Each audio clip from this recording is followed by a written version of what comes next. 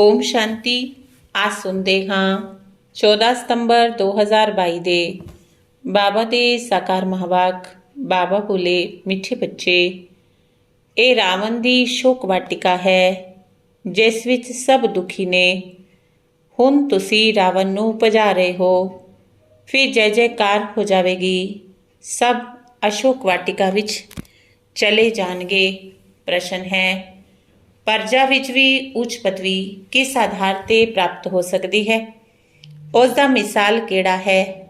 ਪਰਜਾ ਵਿੱਚ ਵੀ ਉੱਚ ਪਦਵੀ ਕਿਸ ਆਧਾਰ ਤੇ ਪ੍ਰਾਪਤ ਹੋ ਸਕਦੀ ਹੈ? ਉਸ ਦਾ ਮਿਸਾਲ ਕਿਹੜਾ ਹੈ? ਉੱਤਰ, ਪਰਜਾ ਵਿੱਚ ਉੱਚ ਪਦਵੀ ਪਾਉਣ ਦੇ ਲਈ ਜੋ ਵੀ ਚਾਵਲ ਮੁੱਠੀ ਤੁਹਾਡੇ ਕੋਲ ਨੇ, ਉਹ ਸਭ ਸੁਦਾਮਾ ਮਿਸਲ ਬਾਪ ਹਵਾਲੇ ਕਰੋ। ਵਿਖਾਉਂਦੇ ਨੇ ਨਾ, ਸੁਦਾਮਾ ਨੇ ਚਾਵਲ ਮੁੱਠੀ ਦਿੱਤੀ, ਬਦਲੇ ਵਿੱਚ ਮਹਿਲ ਮਿਲ ਗਏ। ਬਾਕੀ ਰਾਜਾਈ ਪਦ ਦੇ ਲਈ ਤਾਂ ਚੰਗੀ ਤਰ੍ਹਾਂ ਪੜ੍ਹਨਾ ਹੈ, ਪੂਰਾ ਪਵਿੱਤਰ ਬਣਨਾ ਹੈ, ਆਪਣਾ ਸਭ ਕੁਝ ਇੰਸ਼ੋਰ ਕਰ ਦੇਣਾ ਹੈ। ਗੀਤ ਹੈ, ਆਖਿਰ ਉਹ ਦਿਨ ਆਇਆ ਅੱਜ। ਓਮ ਸ਼ਾਂਤੀ। ਪਰਮ ਪਿਤਾ ਪਰਮਾਤਮਾ ਨੂੰ ਖਿਵਈਆ ਵੀ ਕਹਿੰਦੇ ਨੇ। ਖਿਵਈਆ ਬੋਟਮੈਨ ਨੂੰ ਕਿਹਾ ਜਾਂਦਾ ਹੈ, ਜੋ ਬੋਟ ਨੂੰ, ਨਾਵ ਨੂੰ ਉਸ ਪਾਰ ਲੈ ਜਾਵੇ ਤਾਂ ਬਾਪ ਖਿਵਈਆ ਹੈ, ਉਸ ਪਾਰ ਲੈ ਜਾਣ ਵਾਲਾ। ਝੂਠ ਖੰਡ ਵਿੱਚ ਹੈ ਝੂਠੀ ਕਮਾਈ, ਸੱਚਖੰਡ ਦੇ ਲਈ ਇਹ ਸੱਚੀ ਕਮਾਈ ਹੈ। ਉਹ ਹੈ ਝੂਠੀ ਕਮਾਈ। ਹੁਣ ਭਾਰਤ ਪਤਿਤ ਹੈ। ਭਾਰਤ ਹੀ ਕਿੰਨਾ ਵੱਡਾ ਹੈ, ਦੁਨੀਆ ਵੀ ਕਿੰਨੀ ਵੱਡੀ ਹੈ। ਬੱਚਿਆਂ ਦੀ ਬੁੱਧੀ ਵਿੱਚ ਰਹਿੰਦਾ ਹੈ। ਪੁਰਾਣੀ ਦੁਨੀਆ ਵਿੱਚ ਪੁਰਾਣਾ ਭਾਰਤ ਹੈ। ਕੱਲ੍ਹ ਦਾ ਭਾਰਤ, ਕੱਲ੍ਹ ਦੀ ਦੁਨੀਆ ਕੀ ਹੋਵੇਗੀ?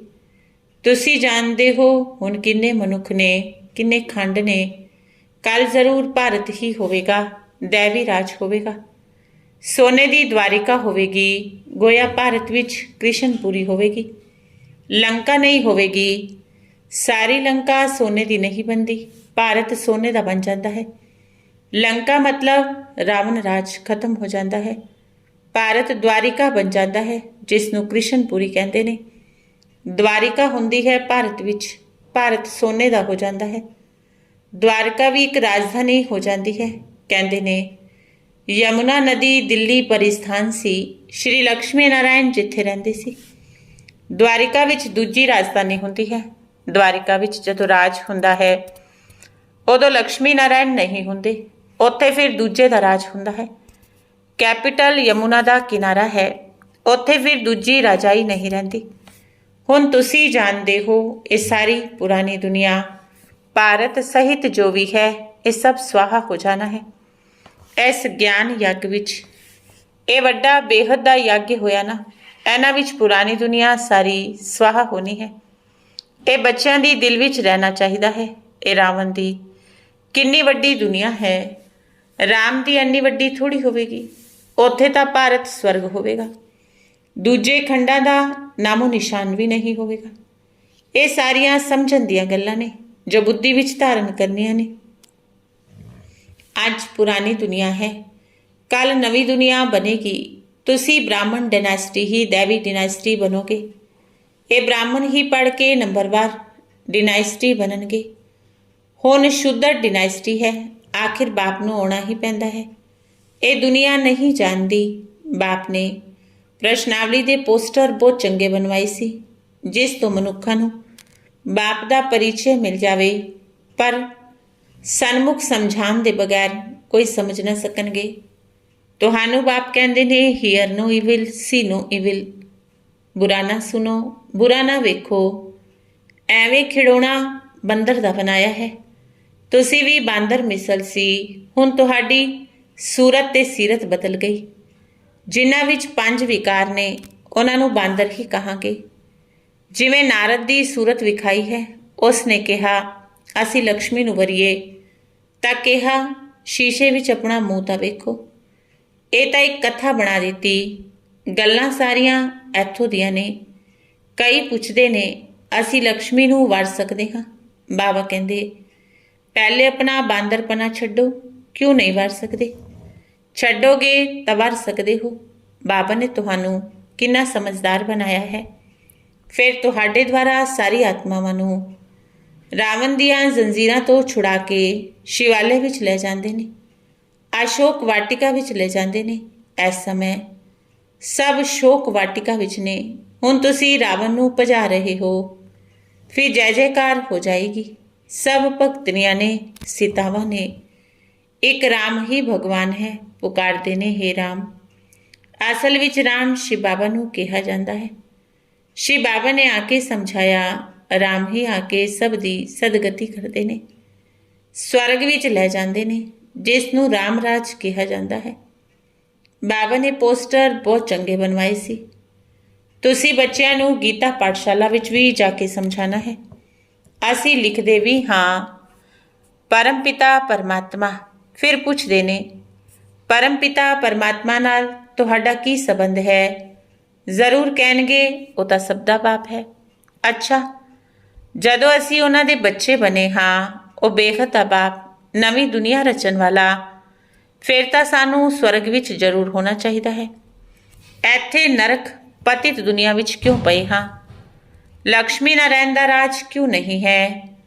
ਭਾਰਤ ਨੂੰ ਸਵਰਗ ਦਾ ਸਵਰਾਜ ਸੀ ਨਾ। ਹੁਣ ਕਲਯੁਗ ਵਿੱਚ ਰਾਵਣ ਰਾਜ ਹੈ। ਤੁਸੀਂ ਸਵਰਗ ਦੇ ਮਾਲਿਕ ਸੀ ਨਾ, ਹੋਰ ਕੋਈ ਧਰਮ ਨਹੀਂ ਸੀ। ਅੱਜ ਤੋਂ 5000 ਵਰ੍ਹੇ ਪਹਿਲੇ ਸ਼੍ਰੀ ਲਕਸ਼ਮੀ ਨਾਰਾਇਣ ਦਾ ਰਾਜ ਸੀ। ਰਾਜੇ ਵੀ ਡਬਲ ਸਿਰਤਾਜ ਸੀ। ਪਵਿੱਤਰਤਾ ਦਾ ਰਾਜ ਵੀ ਸੀ, ਰਤਨ ਜੜਿਤ ਤਾਜ ਵੀ ਸੀ। ਰਾਮ ਰਾਜੇ ਤਾਂ ਪਿੱਛੇ ਹੁੰਦਾ ਹੈ। ਬੁੱਧੀ ਵਿੱਚ ਆਉਣਾ ਚਾਹੀਦਾ ਹੈ। ਭਾਰਤ ਵਿੱਚ ਬਰੋਬਰ ਇਹਨਾਂ ਦਾ ਰਾਜ ਸੀ। ਇਹ ਲਕਸ਼ਮੀ ਨਾਰਾਇਣ ਹੀ ਪਹਿਲੇ ਨੰਬਰ 'ਤੇ ਸੀ। ਸਤਯੁਗ ਵਿੱਚ ਦੈਵੀ ਗੁਣ ਵਾਲੇ ਮਨੁੱਖ ਸੀ। ਫਿਰ 84 ਜਨਮ ਵੀ ਇਹਨਾਂ ਨੂੰ ਲੈਣੇ ਪੈਂਦੇ ਨੇ। ਹੁਣ ਉਹ ਲਕਸ਼ਮੀ ਨਾਰਾਇਣ ਕਿੱਥੇ ਨੇ? ਸਭ ਪਤਿਤ ਦੁਨੀਆ ਵਿੱਚ ਨੇ ਨਾ। ਫਿਰ ਉਹਨਾਂ ਨੂੰ ਬਾਪ ਬੈਠ ਰਾਜਯੋਗ ਸਿਖਾਉਂਦੇ ਨੇ। ਜਿਨ੍ਹਾਂ ਨੇ ਆਪਣਾ ਰਾਜ ਗਵਾਇਆ, ਉਹੀ ਫਿਰ ਰਾਜਧਾਨੀ ਪ੍ਰਾਪਤ ਕਰਨ ਦੇ ਲਈ ਫਿਰ ਤੋਂ ਰਾਜਯੋਗ ਸਿੱਖ ਰਹੇ ਨੇ। ਤੁਹਾਨੂੰ ਯਾਦ ਹੈ, ਅਸੀਂ ਹਰ 5000 ਵਰ੍ਹੇ ਬਾਅਦ ਰਾਜ ਲੈਣ ਲਈ ਬਾਪ ਕੋਲੋਂ ਰਾਜਯੋਗ ਸਿੱਖਦੇ ਹਾਂ। ਅੱਧਾ ਕਲਪ ਸੁੱਖ ਦਾ ਰਾਜ ਕਰਦੇ ਹਾਂ, ਫਿਰ ਅੱਧਾ ਕਲਪ ਰਾਵਣ ਰਾਜ ਵਿੱਚ ਦੁੱਖ ਦਾ ਰਾਜ ਹੁੰਦਾ ਹੈ। ਹੁਣ ਅਸੀਂ ਫਿਰ ਪੜ੍ਹ ਰਹੇ ਹਾਂ। ਹਰ 5000 ਵਰ੍ਹੇ ਬਾਅਦ ਭਗਵਾਨ ਬਾਪ ਆ ਕੇ ਪੜ੍ਹਾਉਂਦੇ ਨੇ। ਭਗਵਾਨੋਵਾਚ, ਕਿਹੜਾ ਭਗਵਾਨ? ਉਹ ਤਾਂ ਕ੍ਰਿਸ਼ਨ ਦੇ ਲਈ ਕਹਿ ਦਿੰਦੇ। ਤੁਸੀਂ ਕਹਿੰਦੇ ਹੋ ਇੱਕ ਨਿਰਾਕਾਰ ਸ਼ਿਵ ਭਗਵਾਨ ਹੈ। ਸ਼੍ਰੀ ਕ੍ਰਿਸ਼ਨ ਤਾਂ ਦੇਵਤਾ ਨੇ। ਫਿਰ ਪੁੱਛਿਆ ਜਾਂਦਾ, ਪ੍ਰਜਾਪਿਤਾ ਬ੍ਰਹਮਾ ਨਾਲ ਕੀ ਸੰਬੰਧ ਹੈ? ਉਹ ਤਾਂ ਪਿਤਾ ਠਹਿਰਿਆ ਨਾ। ਇੱਕ ਦਾਦਾ, ਇੱਕ ਬਾਬਾ। ਇਸ ਸਮੇਂ ਤੁਹਾਨੂੰ 2 ਬਾਪ ਨੇ। ਤੀਜਾ ਹੈ ਲੌਕਿਕ ਸਰੀਰ ਦੇਣ ਵਾਲਾ ਬਾਪ। ਇਹ 2 ਨੇ, ਪ੍ਰਜਾਪਿਤਾ ਬ੍ਰਹਮਾ ਤੇ ਸ਼ਿਵ ਬਾਬਾ। ਲੌਕਿਕ ਬਾਪ ਤੋਂ ਤੁਸੀਂ ਹੱਦ ਦਾ ਵਰਸਾ ਲੈਂਦੇ ਹੋ। ਹੁਣ ਪਾਰਲੌਕਿਕ ਬਾਪ ਕਹਿੰਦੇ ਨੇ, ਮੇਰੇ ਤੋਂ ਬੇਹੱਦ ਦਾ ਵਰਸਾ ਲਓ। ਪਰਮ ਪਿਤਾ ਪਰਮਾਤਮਾ ਆ ਕੇ ਪਤਿਤਾਂ ਨੂੰ ਪਾਵਨ ਬਣਾਉਂਦੇ ਨੇ, ਰਾਜ ਕਰਨ ਲਾਇਕ ਬਣਾਉਂਦੇ ਨੇ। ਤੀਜਾ ਪ੍ਰਸ਼ਨ ਫਿਰ ਪੁੱਛਿਆ ਜਾਂਦਾ, ਗੀਤਾ ਦਾ ਭਗਵਾਨ ਕੌਣ? ਮਨੁੱਖ ਤਾਂ ਕਹਿ ਦਿੰਦੇ ਸ਼੍ਰੀ ਕ੍ਰਿਸ਼ਨ। ਤੁਸੀਂ ਕਹਿੰਦੇ ਹੋ ਕ੍ਰਿਸ਼ਨ ਗੀਤਾ ਦਾ ਭਗਵਾਨ ਹੈ ਨਹੀਂ। ਪ੍ਰਜਾਪਿਤਾ ਬ੍ਰਹਮਾ ਨੂੰ ਵੀ ਭਗਵਾਨ ਨਹੀਂ ਕਿਹਾ ਜਾਂਦਾ। ਸ਼ਿਵ ਨੂੰ ਹੀ ਭਗਵਾਨ ਕਹਾਂਗੇ, ਕਿਉਂਕਿ ਉਹ ਹੈ ਨਿਰਾਕਾਰ। ਇਹ ਪ੍ਰਜਾਪਿਤਾ ਬ੍ਰਹਮਾ ਹੈ ਸਾਕਾਰ, ਤਾਂ ਭਗਵਾਨ ਇੱਕ ਸ਼ਿਵ ਠਹਿਰਿਆ ਨਾ। ਇਹ ਵੀ ਬਾਬਾ ਨੇ ਸਮਝਾਇਆ। ਤੁਸੀਂ ਸ਼ਿਵ ਸ਼ਕਤੀਆਂ ਹੋ, ਸੇਨਾ ਵੀ ਹੋ। ਤੁਸੀਂ ਵਿਕਾਰਾਂ ਨੂੰ ਛੱਡ ਨਿਰਵਿਕਾਰੀ ਪਾਵਨ ਬਣ ਆਪਣਾ ਰਾਜ ਲੈਂਦੀਆਂ ਹੋ। ਫਿਰ ਇਹ ਰਾਵਣ ਰਾਜ ਖਤਮ ਹੋ ਜਾਵੇਗਾ। ਹੁਣ ਤੁਸੀਂ ਆਪਣੀ ਰਾਜਧਾਨੀ ਸਥਾਪਨ ਕਰ ਰਹੇ ਹੋ। ਕੱਲ ਇਸ ਦੇ ਮਾਲਿਕ ਬਣੋਗੇ। ਲਕਸ਼ਮੀ ਨਾਰਾਇਣ ਨੂੰ ਰਾਜ ਕਿਸਨੇ ਦਿੱਤਾ? ਅਸੀਂ ਕਹਾਂਗੇ ਇਹਨਾਂ ਨੂੰ ਰਾਜ ਦੇਣ ਵਾਲਾ ਪਰਮਪਿਤਾ ਪਰਮਾਤਮਾ ਸ਼ਿਵ ਹੈ, ਜੋ ਹੁਣ ਦੇ ਰਹੇ ਨੇ। ਸ਼ਿਵ ਬਾਬਾ ਕਹਿੰਦੇ ਨੇ, ਅੱਗੇ ਵੀ ਅਸੀਂ ਤੁਹਾਨੂੰ ਰਾਜ ਦਿੱਤਾ ਸੀ, ਹੁਣ ਫਿਰ ਸਿਖਾ ਰਿਹਾ ਹਾਂ। ਇਹ ਸਭ ਖਤਮ ਹੋ ਜਾਵੇਗਾ। ਪਾਵਨ ਦੁਨੀਆ ਸਥਾਪਨ ਹੋ ਜਾਏਗੀ। ਫਿਰ ਤੁਸੀਂ ਉੱਥੇ ਸੋਨੇ ਹੀਰਿਆਂ ਦੇ ਮਹਿਲ ਬਣਾਓਗੇ, ਰਾਜ ਕਰੋਗੇ। ਤੁਹਾਡੀ ਏਮ ਆਬਜੈਕਟ ਇਹੀ ਹੈ। ਸੋ ਅਸੀਂ ਲਕਸ਼ਮੀ ਨਾਰਾਇਣ ਬਣ ਰਹੇ ਹਾਂ। ਇਹ ਹੈ ਉੱਚੇ ਤੇ ਉੱਚੀ ਪਦਵੀ। ਇਹਨਾਂ ਨੂੰ ਕਿਸ ਨੇ ਪੜਾਇਆ? ਜ਼ਰੂਰ ਉੱਚੇ ਤੇ ਉੱਚੇ ਬਾਪ ਨੇ ਹੀ ਪੜਾਇਆ। ਹੁਣ ਫਿਰ ਤੋਂ ਰਾਜਯੋਗ ਸਿੱਖਦੇ ਹਾਂ, ਜੋ ਭਵਿੱਖ ਵਿੱਚ ਉੱਚ ਪਦਵੀ ਪਾਓਗੇ। ਤਤਵਮ ਇਹਨਾਂ ਵਿੱਚ ਸਭ ਧਰਮ ਖਤਮ ਹੋ ਜਾਣਗੇ। ਹੁਣ ਫਿਰ ਰਾਜਯੋਗ ਸਿੱਖਦੇ ਹਾਂ, ਭਵਿੱਖ ਵਿੱਚ ਉੱਚ ਪਦਵੀ ਪਾਵਾਂਗੇ। ਸ਼੍ਰੀ ਲక్ష్ਮੀ ਨਾਰਾਇਣ ਵਰਗੀ ਤਤਵਮ। ਐਨੇ ਵਿੱਚ ਸਭ ਧਰਮ ਖਤਮ ਹੋ ਜਾਣਗੇ। ਬ੍ਰਹਮਾ ਦੁਆਰਾ ਦੇਵੀ ਧਰਮ ਦੀ ਸਥਾਪਨਾ, ਸ਼ੰਕਰ ਦੁਆਰਾ ਪੁਰਾਣੀ ਦੁਨੀਆ ਦਾ ਵਿਨਾਸ਼, ਫਿਰ ਵਿਸ਼ਨੂੰ ਦੁਆਰਾ ਨਵੀਂ ਦੁਨੀਆ ਦੀ ਪਾਲਣਾ, ਲక్ష్ਮੀ ਨਾਰਾਇਣ ਫਿਰ ਪਾਲਣਾ ਕਰਨਗੇ। ਇਹ ਸਾਰੀਆਂ ਸਮਝਣ ਦੀਆਂ ਗੱਲਾਂ ਨੇ। ਤੁਹਾਡੀ ਜੋ ਜੀਵਨ ਹੈ ਇਸ ਨੂੰ ਅਮੁੱਲੇ ਕਿਹਾ ਜਾਂਦਾ ਹੈ। ਸ਼ਿਵ ਬਾਬਾ ਦੁਆਰਾ ਤੁਹਾਨੂੰ ਲੋਟਰੀ ਮਿਲੀ ਹੈ। ਰੇਸ ਵਿੱਚ ਜੋ ਪਹਿਲੇ ਨੰਬਰ ਵਿੱਚ ਆਉਂਦਾ ਹੈ ਉਸ ਨੂੰ ਵੱਡਾ ਇਨਾਮ ਮਿਲਦਾ ਹੈ। ਇਹ ਲక్ష్ਮੀ ਨਾਰਾਇਣ ਪਹਿਲੇ ਨੰਬਰ ਵਿੱਚ ਹੈ। ਇਹਨਾਂ ਦੀ ਦੌੜੀ ਤੁਹਾਡੇ ਤੋਂ ਵੀ ਜ਼ਿਆਦਾ ਹੈ। ਪਹਿਲੇ ਨੰਬਰ ਵਿੱਚ ਨੇ ਬ੍ਰਹਮਾ, ਫਿਰ ਸਰਸਵਤੀ। ਇਹਨਾਂ ਨੂੰ ਯੋਗ ਬਲ ਦੀ ਦੌੜੀ ਕਿਹਾ ਜਾਂਦਾ ਹੈ। ਬਾਬਾ ਨੇ ਸਮਝਾਇਆ, ਸਾਜੂ ਵਿੱਚ ਪਹਿਲਾਂ ਲక్ష్ਮੀ ਫਿਰ ਨਾਰਾਇਣ ਕਹਾਂਗੇ।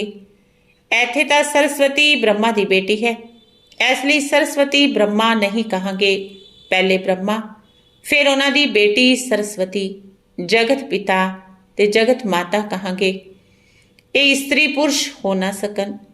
ਫਿਰ ਜਦੋਂ ਸਾਜੁਗ ਵਿੱਚ ਜਾਣਗੇ ਤਾਂ ਨਾਮ ਬਦਲ ਜਾਏਗਾ। ਪਹਿਲੇ ਲక్ష్ਮੀ ਫਿਰ ਨਾਰਾਇਣ। ਇੱਥੇ ਪਹਿਲੇ ਬ੍ਰਹਮਾ ਫਿਰ ਸਰਸਵਤੀ, ਕਿਉਂਕਿ ਬੇਟੀ ਹੈ ਨਾ। ਹੁਣ ਤੁਸੀਂ ਜਾਣਦੇ ਹੋ ਅਸੀਂ ਮਨੁੱਖ ਤੋਂ ਦੇਵਤਾ ਬਣਦੇ ਹਾਂ। ਜਿੰਨਾ ਜ਼ਿਆਦਾ ਪੁਰਸ਼ਾਰਥ ਕਰੋਗੇ ਉਨੀ ਉੱਚ ਪਦਵੀ ਮਿਲੇਗੀ।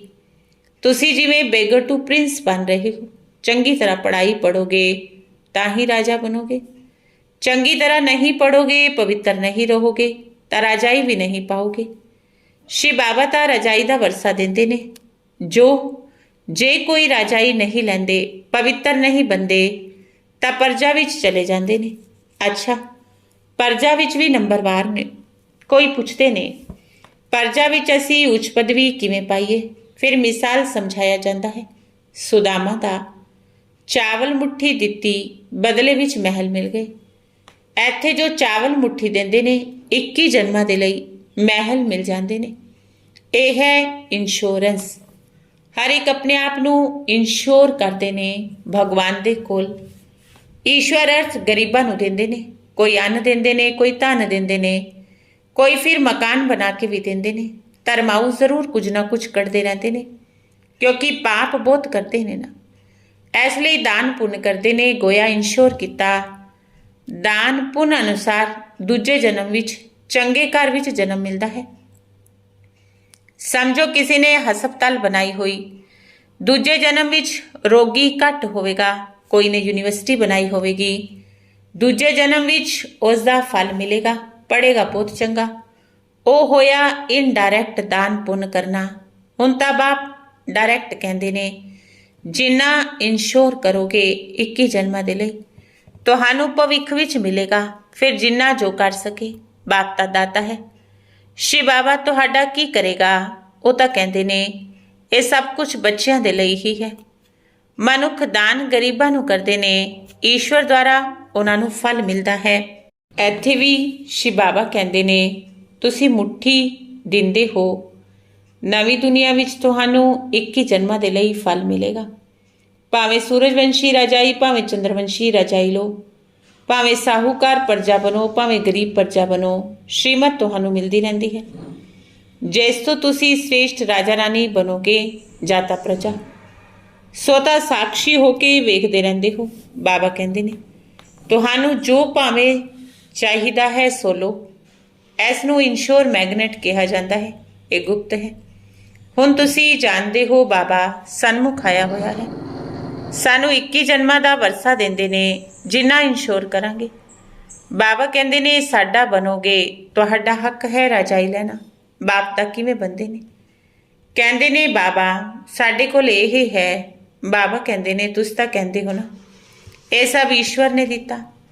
ਬਸ ਐਵੇਂ ਨਹੀਂ ਸਮਝੋ ਇਹ ਮੇਰਾ ਹੈ। ਆਪਣਾ ਮਮਤਵ ਨਹੀਂ ਰੱਖੋ। ਮਮਤਵ ਰੱਖੋਗੇ ਤਾਂ ਰਾਜਾਈ ਨਹੀਂ ਮਿਲੇਗੀ। ਗ੍ਰਸਤ ਵਿਵਹਾਰ ਵਿੱਚ ਰਹਿੰਦੇ ਸ਼੍ਰੀਮਤ ਤੇ ਚੱਲੋ ਤਾਂ ਮਮਤਵ ਨਹੀਂ ਰਹੇਗਾ। ਤੁਹਾਡੀ ਤਾਂ ਗਰੰਟੀ ਸੀ ਨਾ ਬਾਬਾ ਤੁਸੀਂ ਆਓਗੇ ਤਾਂ ਅਸੀਂ ਤੁਹਾਡੇ ਬਣ ਜਾਵਾਂਗੇ। ਮੇਰੇ ਤਾਂ ਤੁਸੀਂ ਇੱਕ ਹੀ ਹੋ। ਹੁਣ ਬਾਪ ਦੇ ਕੋਲ ਜਾਂਦੇ ਹੋ, ਬਾਬਾ ਫਿਰ ਸਵਰਗ ਵਿੱਚ ਭੇਜ ਦੇਣਗੇ। ਬਾਬਾ ਰੋਜ਼-ਰੋਜ਼ ਸੁਣਾਉਂਦੇ ਰਹਿੰਦੇ ਨੇ। ਸੁਣਾਉਂਦੇ ਕਿੰਨੇ ਵਰੇ ਹੋ ਗਏ। ਹੁਣ ਬਾਕੀ ਥੋੜਾ ਸਮਾਂ ਹੈ। ਇਹ ਬਾਬਾ ਦਾ ਲੌਂਗ ਬੂਟ ਹੈ ਨਾ। ਬਾਬਾ ਨੇ ਪੁਰਾਣੀ ਜੁੱਤੀ ਵਿੱਚ ਪ੍ਰਵੇਸ਼ ਕੀਤਾ ਹੈ। ਕਹਿੰਦੇ ਨੇ ਬੱਚਿਆਂ ਨੂੰ ਸ੍ਰਿਸ਼ਟੀ ਦੇ ਆਦਿ ਮੱਧ ਅੰਤ ਦਾ ਸਮਾਚਾਰ ਸੁਣਾਉਂਦਾ ਹਾਂ। ਮੈਂ ਨੌਲੇਜਫੁਲ, ਬਲਿਸਫੁਲ, ਲਿਬਰੇਟਰ ਹਾਂ, ਸੁਖ ਕਰਤਾ, ਦੁੱਖ ਹਰਤਾ ਹਾਂ। ਜਿੰਨਾ ਤੁਸੀਂ ਬਾਪ ਨੂੰ ਯਾਦ ਕਰਦੇ ਜਾਓਗੇ ਉਹਨੇ ਪਾਪ ਕੱਟਦੇ ਜਾਣਗੇ। ਅੱਛਾ ਮਿੱਠੇ ਮਿੱਠੇ ਸਿਕਿਲ ਅਤੇ ਬੱਚਿਆਂ ਪ੍ਰਤੀ ਮਾਤਾ ਪਿਤਾ ਬਾਪ ਦਾਦਾ ਦਾ ਯਾਦ ਪਿਆਰ ਤੇ ਗੁੱਡ ਮਾਰਨਿੰਗ। ਰੂਹਾਨੀ ਬਾਪ ਦੀ ਰੂਹਾਨੀ ਬੱਚਿਆਂ ਨੂੰ ਨਮਸਤੇ। ਰੂਹਾਨੀ ਬੱਚਿਆਂ ਦੀ ਰੂਹਾਨੀ ਬਾਪ ਦਾਦਾ ਨੂੰ ਨਮਸਤੇ ਨਮਸਤੇ ਨਮਸਤੇ ਜੀ। ਧਾਰਨਾ ਦੇ ਲਈ ਮੁੱਖ ਸਾਰ। ਪਹਿਲੀ ਧਾਰਨਾ ਹੈ ਰਾਜਾਈ ਪਦਵੀ ਲੈਣ ਦੇ ਲਈ ਪੂਰਾ ਸ਼੍ਰੀਮਤ ਤੇ ਚੱਲਣਾ ਹੈ। ਕਿਸੇ ਵੀ ਚੀਜ਼ ਵਿੱਚ ਮਮਤਵ ਨਹੀਂ ਰੱਖਣਾ। ਮੇਰਾ ਤਾਂ ਇੱਕ ਬਾਬਾ, ਦੂਜਾ ਨਾ ਕੋਈ। ਇਹੀ ਪਾਠ ਪੱਕਾ ਕਰਨਾ ਹੈ। ਦੂਜਾ, hear no evil see no evil, hear no evil see no evil, talk no evil. ਬਾਪ ਦੇ ਇਸ ਡਾਇਰੈਕਸ਼ਨ ਤੇ ਚੱਲ। ਮੰਦਰ ਲਾਇਕ बनना ਹੈ। वरदान है कंट्रोलिंग पावर द्वारा स्व ਨੂੰ कंट्रोल कर।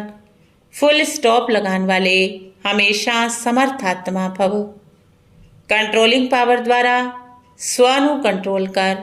फुल स्टॉप लगाने वाले हमेशा समर्थ आत्मा भव।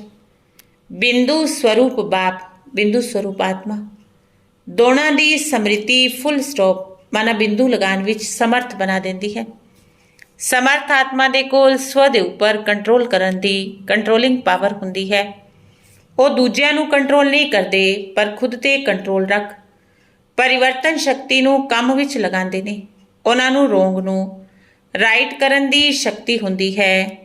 ਉਹ ਕਦੇ ਐਵੇਂ ਨਹੀਂ ਕਹਿਣਗੇ ਕਿ ਮੈਨੂੰ ਹੀ ਮਰਨਾ ਪਵੇਗਾ, ਮੈਨੂੰ ਹੀ ਸਹਿਨ ਕਰਨਾ ਪਵੇਗਾ। ਸਮਰਥ ਆਤਮਾ ਇਹੀ ਸਮਝਦੀ ਹੈ ਇਹ ਮਰਨਾ ਨਹੀਂ ਪਰ ਸਵਰਗ ਵਿੱਚ ਸਵਰਾਜ ਲੈਣਾ ਹੈ। ਸਲੋਗਨ ਹੈ ਬਾਪ ਨੂੰ ਪ੍ਰਤੱਖ ਕਰਨ ਦੇ ਨਿਮਿਤ ਉਹੀ ਬਣ ਸਕਦੇ ਨੇ ਜਿਨ੍ਹਾਂ ਦੇ ਹਰ ਸੰਕਲਪ ਵਿੱਚ ਦ੍ਰਿੜਤਾ ਦੀ ਵਿਸ਼ੇਸ਼ਤਾ ਹੈ। ਬਾਪ ਨੂੰ ਪ੍ਰਤੱਖ ਕਰਨ ਦੇ ਨਿਮਿਤ ਉਹੀ ਬਣ ਸਕਦੇ ਨੇ ਜਿਨ੍ਹਾਂ ਦੇ ਹਰ ਸੰਕਲਪ ਵਿੱਚ ਦ੍ਰਿੜਤਾ ਦੀ ਵਿਸ਼ੇਸ਼ਤਾ ਹੈ। ਅੱਛਾ, ਓਮ ਸ਼ਾਂਤੀ।